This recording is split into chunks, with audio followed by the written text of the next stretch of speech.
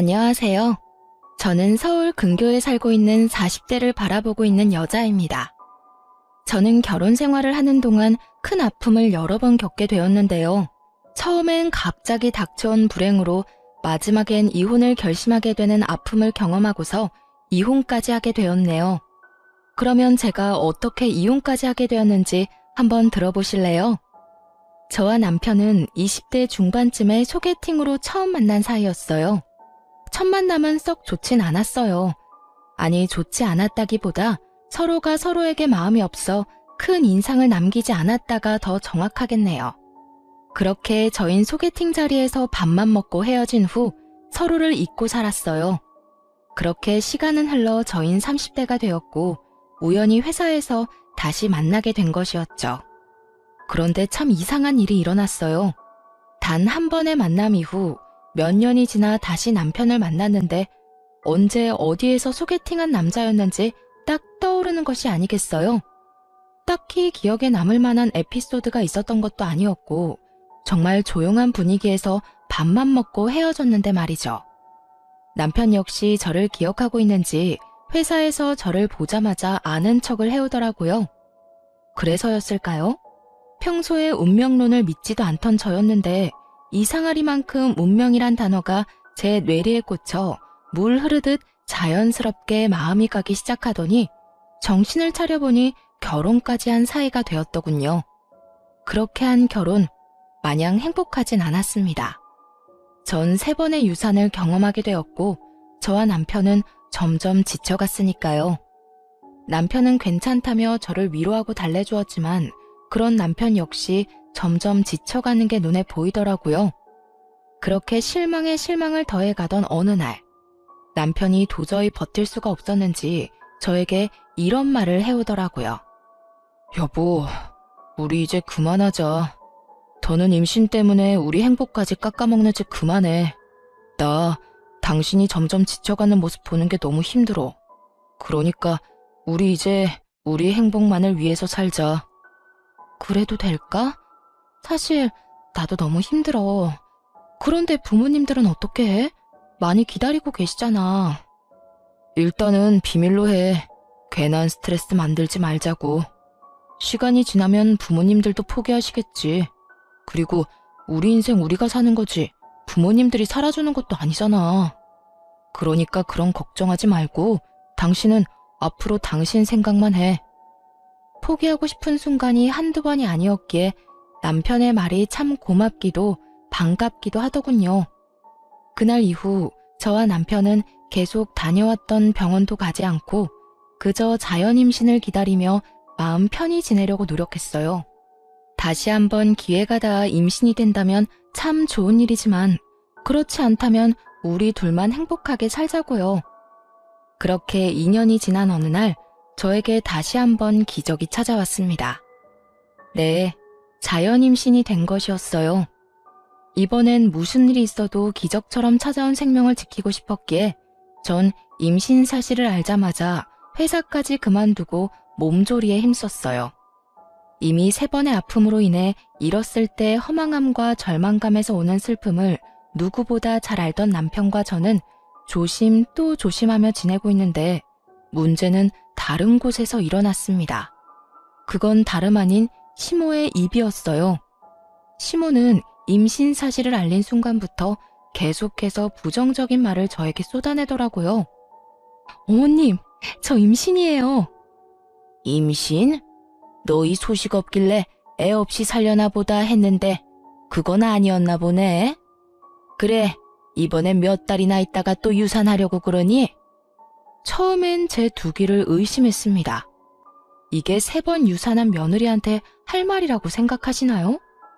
놀랍게도 시모는 저에게 이런 말을 했고 더 놀라운 것은 그 뒤로 이어진 시모의 말들이었어요. 어머님, 그게 무슨 말씀이세요? 어떻게 그런 말씀을 하실 수가 있으세요? 뭐 틀린 말 있니? 매번 임신만 하면 뭐해? 출산을 못하는데. 말 나온 김에 물어나 보자. 도대체 뭐가 문제이길래 임신만 했다 하면 유산을 하니? 다른 집 며느리들은 몇씩 잘 만나던데. 내 친구들은 며느리한테 이제 그만 좀 나으라고 했다 그러더라. 그럴 때마다 내가 참 할 말이 없어서 내 아들씨가 이상이 있을 리는 없고 네 몸이 문제겠지. 그러니까 요즘 며느리 들이기 전에 건강검진 싹 시켜서 데리고 온다고 그 난리들이지. 이렇게 하자 있는 물건인 줄 꿈에도 모르고. 시모는 저를 보고 하자 있는 물건이라고 하더군요. 그 순간 마음이 얼마나 울컥하는지 정말 어른만 아니라면 욕을 한 바가지 해주고 싶은 심정이었어요. 아니, 그냥 어른이었다면 그냥 욕이라도 실컷 했을 텐데 다른 사람도 아닌 남편의 부모님이니 입에 맴도는 욕이 차마 입 밖으로 나오지 못하더라고요. 아무리 그렇다고 해도 하자 있는 인간이라니 그렇게 생각하시는 줄은 꿈에도 몰랐네요. 임신만 했다 하면 유산하는 며느리를 시어미가 어떻게 생각하는 줄 알았니? 이때껏 입 다물고 있으니 그저 널 이뻐하는 줄 알았어? 그냥 이때까진 참은 거야. 이런 시어미가 또 있는 줄 아니?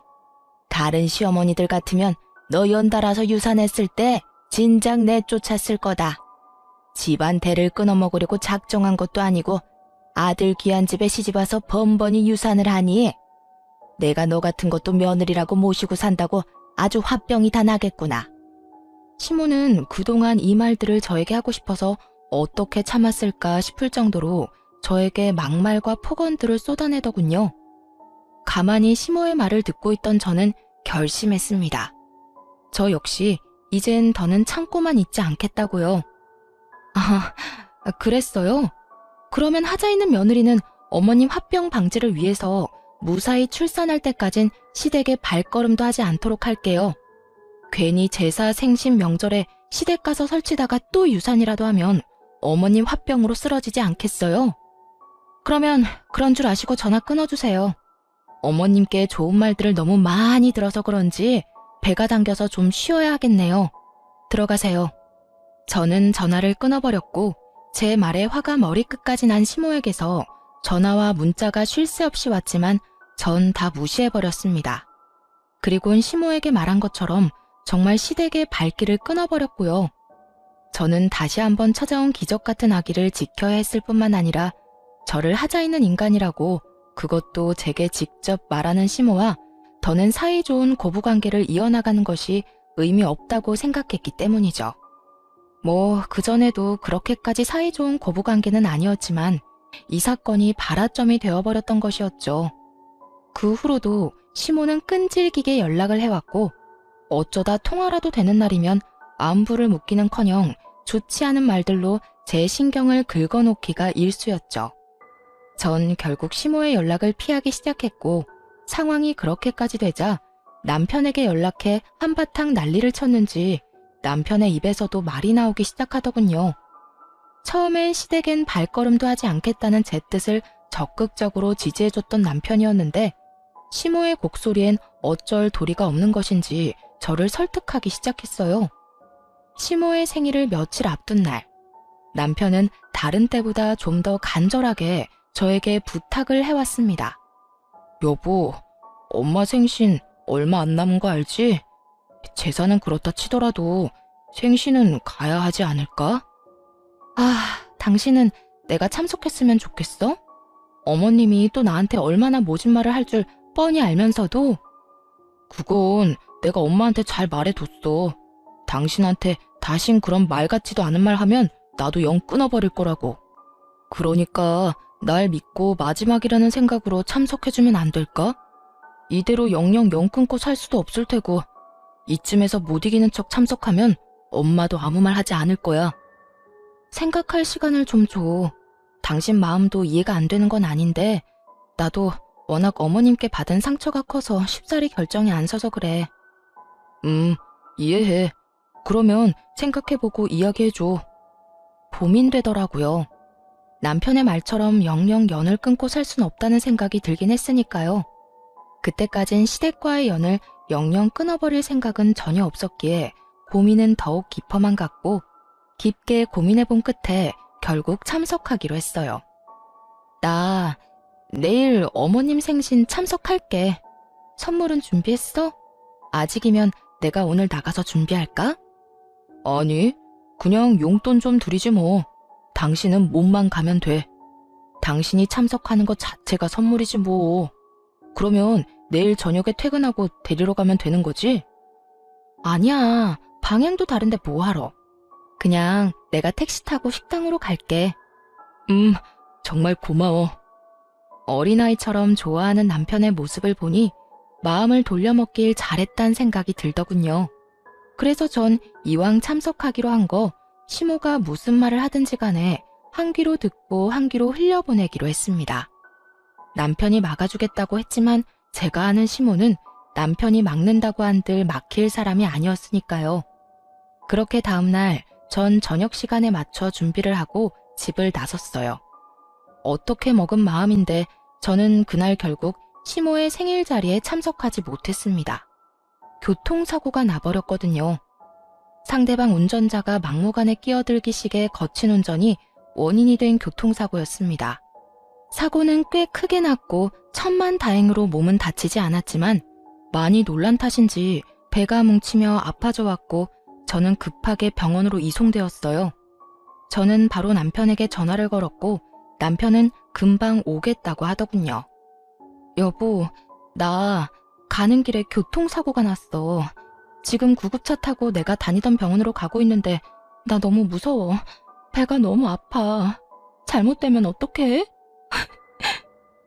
뭐? 어쩌다가 많이 아파?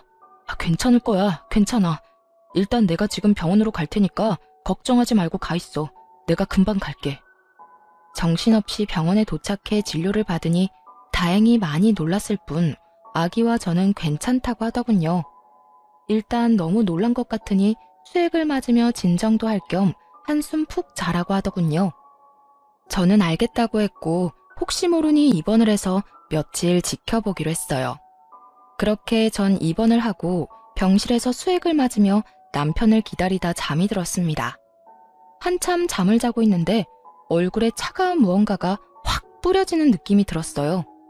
전 화들짝 놀라 일어났고 그곳엔 얼굴까지 붉히며 씩씩거리는 시모와 그런 시모를 뜯어말리는 남편이 있더군요. 엄마, 갑자기 왜 그래? 왜 이 사람한테 커피를 들이붓냐고. 몰라서 물어? 이 고약한 것 좀 봐라. 시어머니 생신에 오기 싫어서 교통사고 났다고 거짓말하고 잠이나 꿀꿀 자는 꼴을 좀 보라고. 이 꼴을 보고도 내가 가만히 있으랴? 속이 부글부글 끓어서 속도 식힐 겸 차가운 걸 샀더니 이럴 줄 알았으면 뜨거운 커피를 살 걸 그랬어. 이 고약한 것 뜨거운 맛을 보여줬어야 했는데. 시모는 제가 교통사고가 났다는 것조차도 믿지 않는 것 같더라고요. 그저 제가 시모의 생일 자리에 참석하기 싫어 거짓말을 했다고 믿어 의심치 않는 듯 했어요. 거기에다 제 연락을 받은 남편이 식사 자리에서 뛰쳐나와 버렸으니 자신의 생일을 망친 것에 화가 단단히 나 보이기도 했고요. 화가 단단히 난 시모는 수액까지 맞으며 잠든 저를 보며 꾀병이라 생각해버렸고 그대로 제 얼굴에 들고 있던 아이스 아메리카노를 확 부어버린 것이었죠. 사람이 아무리 화가 나도 해도 되는 짓이 있고 안 되는 짓이 있지. 하물며 모든 것이 자신의 오해에서 비롯된 일인데 어떻게 이딴 짓을 할 수가 있을까 싶더군요. 거기에다 폴몸도 아닌 임산부에게요. 그래서 시모에게 한마디 쏟아내고 싶은데 입이 떨어지질 않더라고요. 시모가 무서워서였냐고요? 아니요, 전혀 무섭지 않았어요. 그저 너무 황당해서 말이 안 나오더라고요. 남편은 저를 닦아주며 시모에게 계속 화를 내고 있었고 시모는 남편의 말을 깡그리 무시한 채 끊임없이 저에게 욕을 쏟아내고 있었습니다. 그야말로 총체적 난국인 상황이었죠. 그렇게 차마 두 눈 뜨고 볼 수 없는 상황이 이어지고 있는 와중 시모는 아무 말도 하지 않고 눈만 껌뻑이고 있는 제가 또 불만이었는지 저에게 온갖 막말을 하며 제 머리를 향해 손을 뻗어왔습니다. 남편은 시모의 손을 꽉 잡은 채 저에게서 어떻게 해서든 떨어뜨려 놓으려 애쓰고 있었어요. 결국 남편의 힘에 시모는 떨어져 나갔지만 이미 늦은 일이었습니다. 시모가 떨어짐과 동시에 배가 익숙한 느낌으로 아파져 오더라고요. 직감적으로 알았던 것 같아요. 아, 또 유산이구나 하고요. 이런 저의 예상을 뒷받침하듯 침대 시트는 젖어갔고 급하게 의료진 분들이 오셔 응급처치는 무사히 마쳤지만 전 결국 유산을 하고야 말았죠. 아기의 힘찬 태동을 느끼며 행복함에 울었던 것이 엊그제 같은데 아기가 저를 떠났다는 사실을 받아들일 수 없어 한동안 참 많이 힘들었습니다. 이런 상황에서도 사과 한마디 없는 시모의 태도에 전 더 큰 분노를 느끼고 있었죠. 남편은 그런 시모를 대신해 저에게 사과도 하고 어떻게 해서든 제 마음을 달래주려 노력했지만 그 어떤 말도 제 귀엔 들리지 않더라고요. 그렇다고 해서 남편에게 막대한다거나 막말을 하진 않았어요.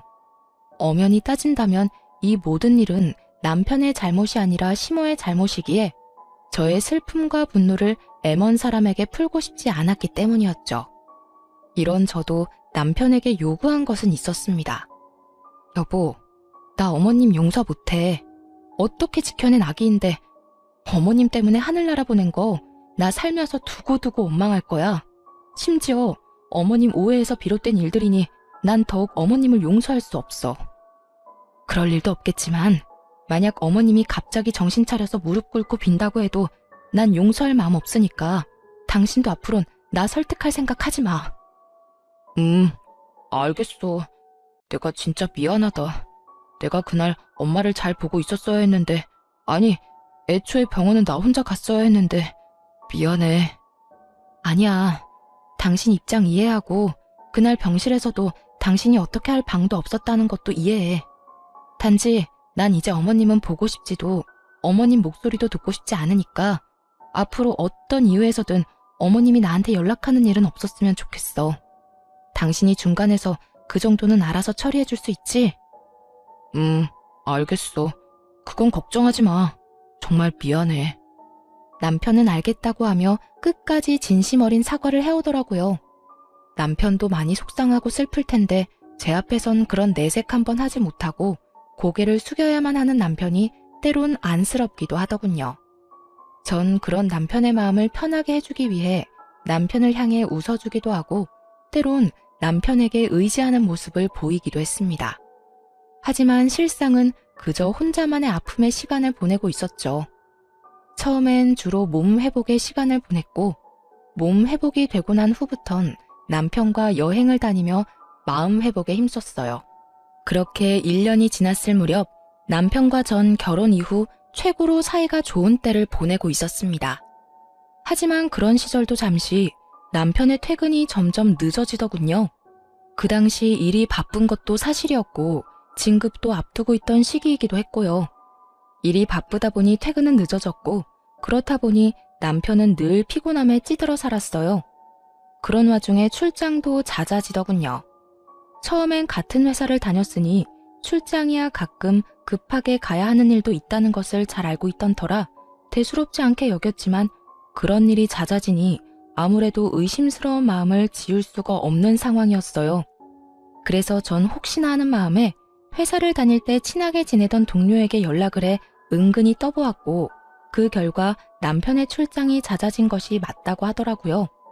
하지만 확인을 했음에도 불구하고 불안한 예감은 쉽사리 사라지지 않았고 그 불길한 예감이 맞았다는 사실을 알게 된 건 얼마 지나지 않은 어느 날이었습니다. 그날도 갑자기 집으로 돌아온 남편이 숨쉬듯 자연스럽게 출장을 이야기를 꺼내더군요. 여보, 나 또 출장 가. 이번엔 좀 길게 갈 것 같아. 한 일주일 정도? 일주일이나? 요즘 회사에 무슨 일 있어? 무슨 출장을 이렇게나 자주 가? 무슨 일은 그냥 급하게 처리해야 하는 일들이 많아서 그래. 가서 일정 빨리 마무리하면 더 짧아질 순 있겠지만 스케줄상 아마 일주일 채워야 될 것 같긴 해. 그러니까 당신도 마음 편히 일주일이라고 생각하고 있어. 알겠어. 가서 술 너무 많이 먹지 말고 끼니 꼭 챙겨 먹고. 알겠지? 남편은 얼마나 신이 났는지 짐가방을 싸 집을 나서며 콧노래까지 부르더군요. 그 모습에 저는 이상함을 넘어 수상하다는 생각을 강하게 했고 바로 흥신소에 의뢰해 남편의 뒷조사를 하기로 했습니다. 사실 당장이라도 제가 직접 남편의 뒤를 쫓고 싶은 마음이 굴뚝이긴 했지만 그럴 순 없는 노릇이었어요. 혹여 제가 뒤를 쫓다 들키기라도 하는 날엔 남편이 절 어떻게 생각하게 될지 상상만으로도 끔찍한 지경이었기 때문이었죠. 그렇다고 해서 이런 찝찝한 기분으로 계속 살 순 없는 노릇이었기에 의뢰를 했던 것인데 며칠 뒤 흥신소에서 알려준 사실은 충격적이었습니다. 우선 남편분이 외도를 저지르고 있던 것이 맞더라고요. 예상하셨던 대로 이번엔 출장이 아닌 여행이더라고요. 그런데 좀 특이한 게 동행하신 분이 또 계세요.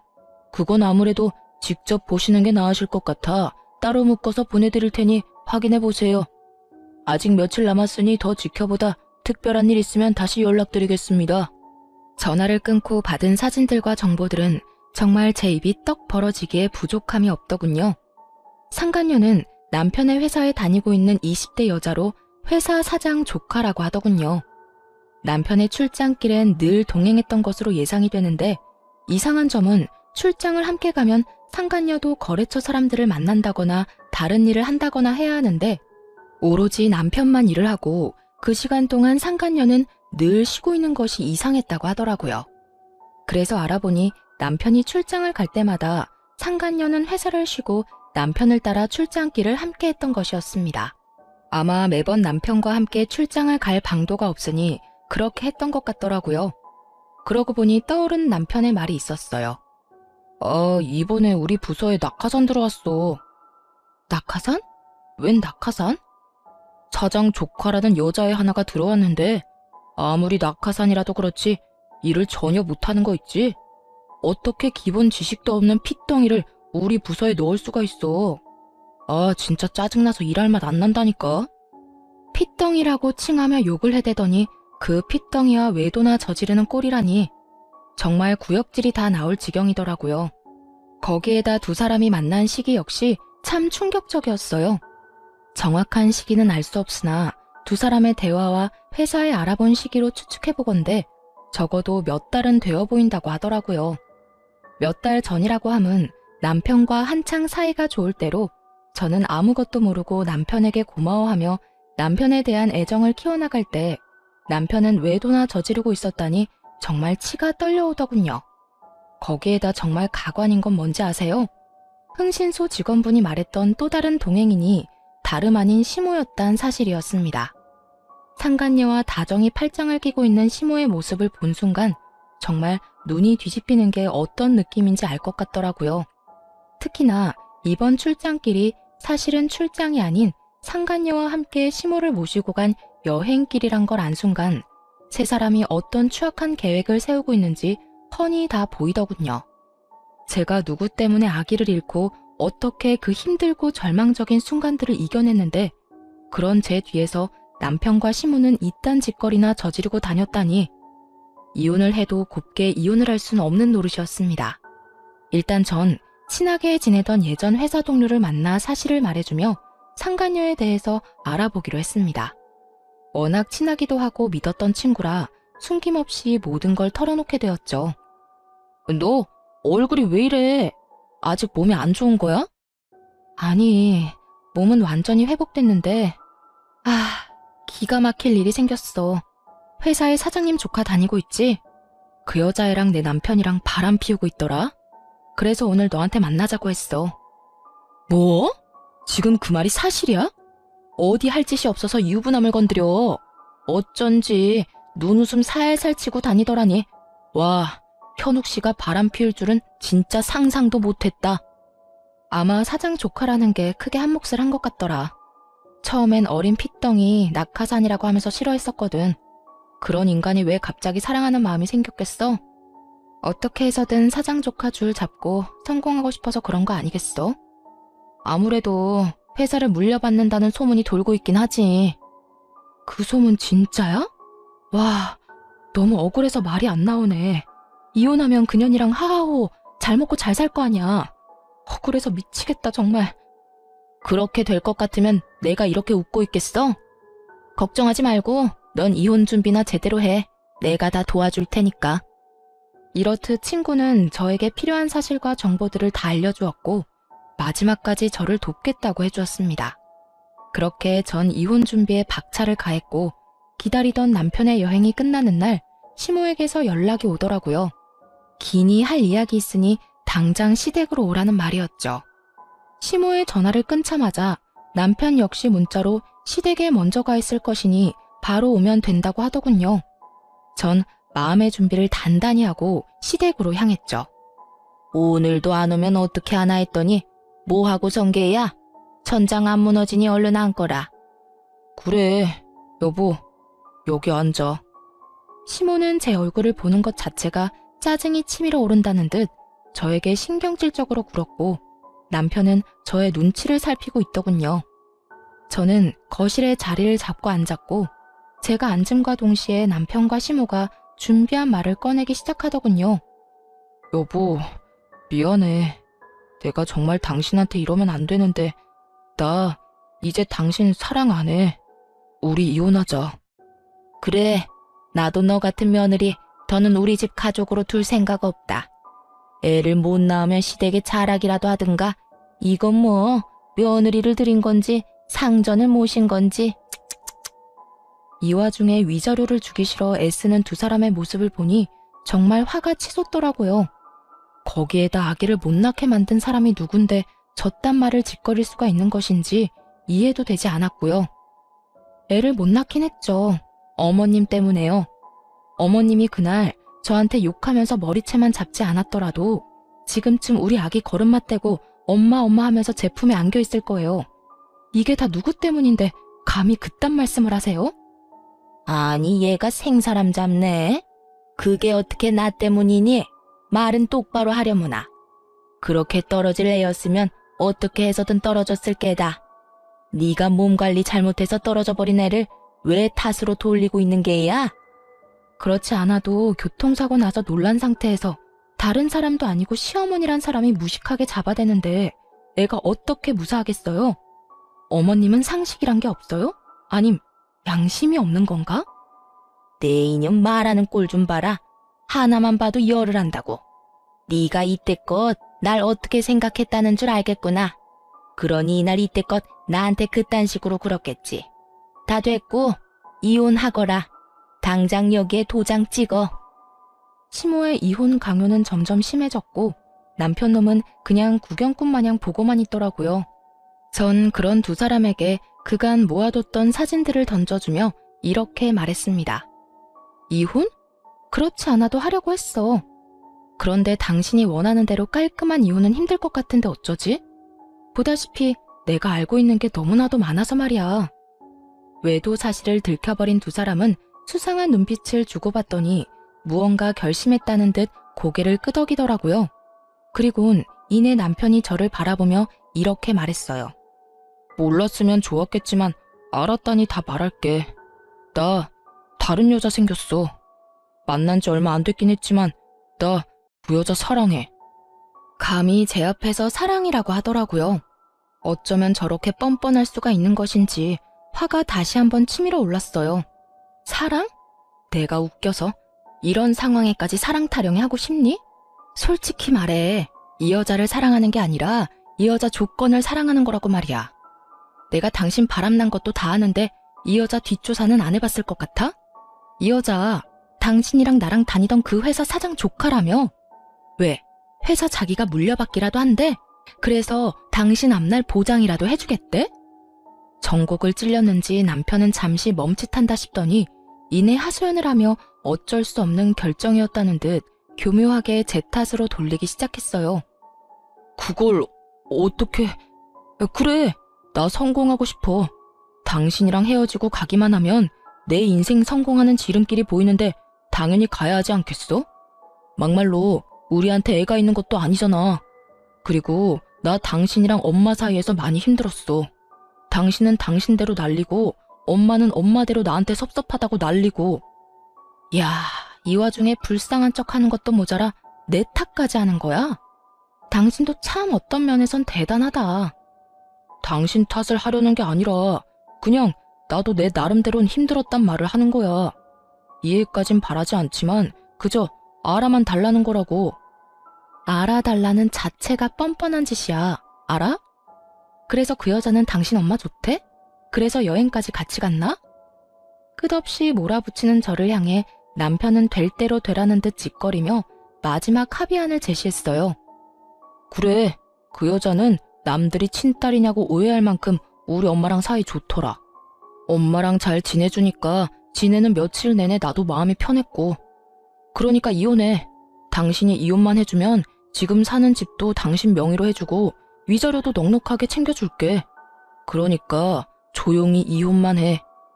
이런 상황까지 미리 생각해 본 적이 있는 듯 남편 놈은 막힘없이 조건들을 줄줄이 읊어대고 있더라고요. 그 말을 듣고 있으니 나쁘지 않은 조건이라 생각했어요. 재산 분할을 해봤자 이 정도는 받지 못할 것이고 진정한 복수는 따로 남아있었으니까요. 이혼 좋지. 그래, 하자 이혼. 나도 너 같은 거 데리고 살 생각도 없고 당신 엄마도 지긋지긋해. 집, 명의, 위자료, 약속 꼭 지켜. 앞으로 얼마나 행복하게 잘 사는지 내가 지켜볼 테니까. 그까짓 집이랑 푼돈 절대 안 떼먹을 테니까 서류 준비나 제대로 해놔. 바로 다 넘겨주고 이혼 도장 찍을 수 있게 말이야. 남편은 한시라도 빨리 이혼하고 싶다는 듯 저에게 당부 또 당부했고 시모 역시 당장이라도 동네 잔치라도 열 듯 기뻐하며 한마디 보태더라고요. 그래, 빠르면 빠를수록 좋으니 얼른 서둘러라 아들. 드디어 이혼하는구나. 이제 우리 아들 잘 될 일만 남았어. 전현이 네 앞길을 막고 있어 내가 늘 걱정이었는데 이젠 두 발 뻗고 자겠어. 시모는 귀가 찢어지게 앙칼진 목소리를 내며 웃었고 저 역시 그런 시모를 보며 웃음이 새어나왔지만 참고 또 참았습니다. 아직은 제가 웃을 때가 아니었으니까요. 다음 날부터 저와 남편은 이혼 절차를 밟기 시작했고 남편은 약속한 대로 집을 비롯해 그간 모았던 돈을 거의 다 저에게 위자료로 주었습니다. 그렇게 이혼을 한 후 저는 곧바로 상간녀 소송을 진행했고 상간녀에게도 위자료를 받고 끝낼 수 있었죠. 모든 일을 끝낸 후 이제 저에게 남은 것은 그저 기다리는 것뿐이었어요. 그리고 앞으로 일어날 일들을 그저 지켜만 보면 되는 상황이었죠. 얼마 지나지 않자 드디어 친구에게 연락이 왔고 전 가벼운 발걸음으로 전 남편의 회사로 갔습니다. 회사에 도착하니 난리통도 그런 난리통이 또 없더라고요. 상간녀는 친구에게 마구잡이로 화를 내고 있었고 남편은 망연자실한 얼굴로 두 사람을 보고 있었어요. 언니가 어떻게 나한테 이럴 수가 있어? 다른 사람도 아닌 언니가. 우리 가족이잖아. 친자매는 아니더라도 우리 가족이잖아. 그런 언니가 어떻게 이럴 수가 있냐고. 난 너 같은 동생 둔 적 없어. 아니, 네가 우리 아빠 회사 들먹이면서 유부남이랑 놀아나는 순간부터 넌 내 동생 아니었어. 그러니까 회사에서 난동 그만 부리고 짐이나 싸. 짐 쌀 정신 없으면 그냥 가도 되고. 대충 보니까 일을 하는 동 마는 동해서 그런지 중요한 짐도 없어 보이더라. 마지막 정으로 내가 다 쓰레기통에 버려줄 테니까 정 챙길 기분 아니면 그냥 가도 돼. 언니! 나 네 언니 아니라고 몇 번 말해. 얼른 꺼지지 못해? 제가 기다리던 진정한 복수는 이것이었습니다. 사실 저에게 도움을 주던 친구는 사장의 친딸이었던 것이었죠. 친구는 회사를 물려받을 생각이 전혀 없었던 터라 일단 회사에 입사해 적당히 일을 배우고 훗날 자신의 사업체를 차리는 것이 꿈이었다고 하더군요. 그래서 상간녀는 회사 내에 친딸을 제외한 사장님의 핏줄은 자신뿐이니 무조건 자신이 회사를 물려받을 것이라 확신했고요. 내부 분위기 역시 물려주는 분위기로 기울어진 상태였다고 하더군요. 하지만 저에게 모든 이야기를 들은 친구는 사실은 자신이 사장님 딸이라는 사실을 저에게만 밝히며 복수를 돕겠다고 호언장담한 것이었죠. 그 후 친구는 자신의 아빠이자 회사 사장님에게 모든 사실을 알려버림과 동시에 회사를 물려받겠다고 선언해버렸고 전 남편과 상간녀는 졸지에 낙동강 오리알이 되어버렸던 것이었죠. 언니, 어떻게 나한테 이렇게 매정하게 굴어? 나 여기서 쫓겨나면 집에서도 쫓겨나는 거 잘 알잖아. 그러지 말고 제발 나한테 회사 안 물려줘도 되니까 우리 집에는 비밀로 해줘. 회사도 그냥 다니게 해주고, 응? 이렇게 빌게. 상간녀는 울고불고 하며 손이 발이 되도록 빌기 시작했고 친구는 그런 상간녀를 냉정하게 내려다보며 이렇게 말하더군요. 이게 빈다고 끝날 문제야? 그리고 나한테 빌긴 왜 빌어? 네가 정말로 잘못한 사람은 따로 있는데 네가 정말 그 남자를 사랑했든 말든 내 알 바 아니고 관심도 없는데 인생 그렇게 살지 마. 너 그렇게 남 눈에 눈물 나게 하면 네 눈엔 피눈물 나는 법이야. 알겠어. 알겠다고. 내가 정말 잘못된 행동한 거 지금 죽어라고 후회하고 있다고. 그러니까 언니가 좀 해결해줘. 언니가 그 정도는 해줄 수 있잖아. 내가 왜? 난 그럴 생각 전혀 없으니까 네가 싼 똥 네가 치워. 알겠어? 상간녀는 그 자리에 주저앉아 울었고 전 남편은 그제야 다 끝났다는 것을 체감했는지 주변 눈치를 살피며 자리에서 일어나더군요. 그 순간 그만 저와 눈이 마주쳐버렸고 집도 저에게 주고 큰 금액의 위자료까지 주느라 거지가 되어버린 전 남편은 순간 제가 동아줄로 보였는지 불이 나게 제 앞으로 달려오더군요. 그리곤 깃털보다도 가벼운 무릎을 꿇고 저에게 빌기 시작했어요. 여보, 내가 잘못했어. 당신도 다 봤지? 전현이 날 속였어. 전현이 날 꼬시지만 않았더라도 내가 그딴 정신 나간 짓은 하지 않았을 거야. 넌 지금 그걸 변명이라고 하니? 네가 그렇게 말하면 아, 그랬구나 하고 내가 다 용서할 줄 알았어? 그게 아니라 난 그냥 내 상황이 그렇다고 알려주고 싶어서 그랬어. 당신도 알다시피 나 당신한테 위자료 준다고 돈도 없고 회사에도 외도남으로 낙인 찍혀서 곧 그만둬야 할 상황이야. 내가 이런 꼴이 됐는데 당신 마음 아프지 않아? 당신 그래도 날 사랑했었잖아. 그러니까 그간의 정을 생각해서 나 좀 용서해주고 나 좀 받아주면 안 될까? 다른 여자를 사랑해서 이혼하자던 전 남편은 이제 저에게 사랑 타령과 더불어 그간의 정을 호소하며 용서를 구하더라고요. 진심이라곤 티끌만큼도 들어가지 않은 용서를 말이죠. 내가 받아줄 것 같아? 용서가 될 것 같냐고. 당신, 나 마지막으로 유산하고 나랑 여행 다니고 하면서 몰래 저 여자랑 연락하고 다녔지? 난 그때 하루하루가 지옥 같았다가 행복했다가 그런 감정을 가지는 내 자신이 죄스러웠는데 넌 행복했니? 젊은 여자애가 심지어 회사까지 물려받게 될 여자애가 유부남인 너 쫓아다니니까 행복했어? 네 새끼를 네 엄마 손에 잃은 나는 하루에도 몇 번씩 대성통곡을 하는데 넌 행복했냐고. 절규에 가까운 제 말을 들은 전 남편은 마지막 눈물까지 짜내며 저에게 매달리더군요. 내가 정말로 면목이 없는 상황인 거 다 알아. 내가 죽일 놈인 거 다 안다고. 당신한테 내가 죄인인 것도 잘 알고 그러니까 내가 앞으로 잘한다잖아. 당신이 용서해주고 나 받아주기만 하면 내가 앞으로 살면서 다 갚을게. 당신한테 상처 주고 당신이 울었던 만큼 내가 다 갚으면서 살게. 제발 내가 그렇게 할 수 있게 기회를 줘. 내가 미쳤니? 너한테 그런 기회를 주게? 난 절대로 당신 뜻대로 해줄 생각 없으니까 그런 말도 안 되는 꿈은 꾸지도 마. 끝까지 매달리던 전 남편은 갑자기 태세를 바꿔 미쳐버린 사람처럼 저에게 고함을 지르기 시작하더라고요. 그러면 돈이라도 내놔. 내가 준 위자료라도 다 내놓으라고. 뭐라고? 너 진짜 미쳤니? 그 돈 네 말대로 위자료야. 내 정신적 고통에 대한 손해배상금이라고. 그런 돈을 내가 미쳤다고 너한테 돌려주겠어? 재판 갔으면 그 돈의 절반도 못 받을 거 당신도 잘 알고 있잖아. 그래, 내가 많이 양보해서 절반만 되돌려 받을 테니까 그거라도 내놔. 얼른 내놓으라고. 참다 못한 저는 고함을 지르는 남편의 뺨을 시원하게 날려버리고 말았어요. 그제야 정신이 조금 돌아왔는지 토끼 눈을 하고 저를 보더라고요. 이제 정신이 좀 드니? 지금처럼 정신 좀 차리고 살아. 앞으로 다신 보는 일 없도록 하자. 제발 부탁이다. 그렇게 전 회사를 나와버렸어요. 뒤에서 상간녀와 남편의 고함과 함께 우는 소리가 들려와 돌아서는 저의 발걸음은 더없이 가벼웠답니다. 그 후로 전 남편과 상간녀는 당연한 수순으로 회사에서 잘렸다고 하더라고요.